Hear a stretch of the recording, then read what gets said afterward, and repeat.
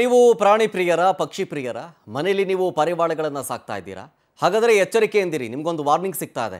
ಏನದು ವಾರ್ನಿಂಗ್ ಅಂತಂದ್ರೆ, ಮನೆಯಲ್ಲಿ ನೀವು ಪಾರಿವಾಳವನ್ನು ಸಾಕ್ತಾ ಇದ್ದರೆ ಸ್ವಲ್ಪ ಎಚ್ಚರಿಕೆಯಿಂದಿರಿ. ಯಾಕೆಂತಂದ್ರೆ ನಿಮ್ಮ ಜೀವಕ್ಕೂ ಕುತ್ತು ತರುತ್ತೆ ಪಾರಿವಾಳಗಳು. ಇಂಥ ಆಘಾತಕಾರಿ ವಿಚಾರ ಬೆಳಕಿಗೆ ಬರ್ತಾ ಇದೆ.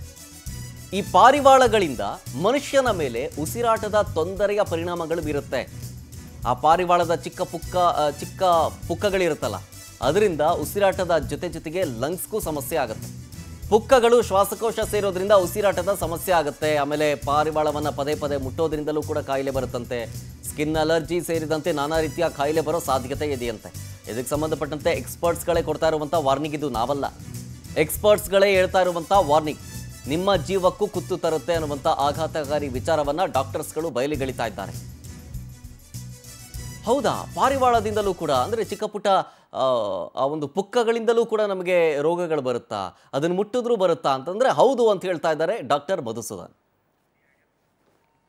ಈ ಪಾರಿವಾಳಗಳಿಂದ ನಮ್ಮ ಮನುಷ್ಯರಿಗೆ ಸಾಕಷ್ಟು ತೊಂದರೆಗಳಾಗ್ತವೆ, ಇನ್ಫೆಕ್ಷನ್ಗಳು ಬರುವಂತ ಚಾನ್ಸಸ್ ಇರುತ್ತೆ.